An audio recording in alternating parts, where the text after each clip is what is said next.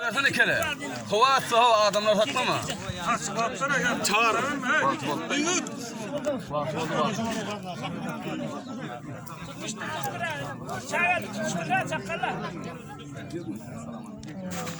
Oracakka deyidat bolmuyor. Oracakka deyidat. Hanım. Öyle ya. Hasta bak böyle. Orhan.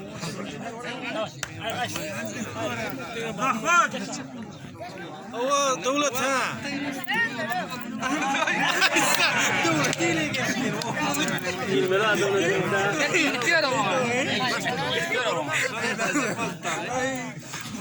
Devlet oğlum. Tersin oturmalı.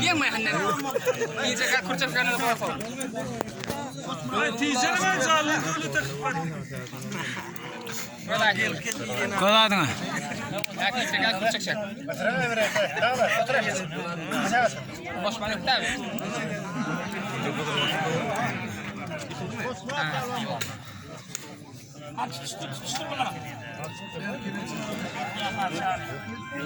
Kime görürsün car? Kuru.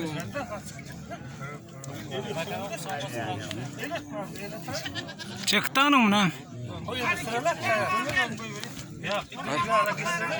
Yağını geçirdin mi? Ne ben? Kuşağımlar. Birinci konu darı yanlış oluyor. Halife. Yolunu at. Orta para ver kuşak. Para ortaya var tamam kuşak. Ağrak yıkılsın ay barak kelaman gene. Hani hava kumar. Hey. İndi gitti. Ay baldı kumar çıktın.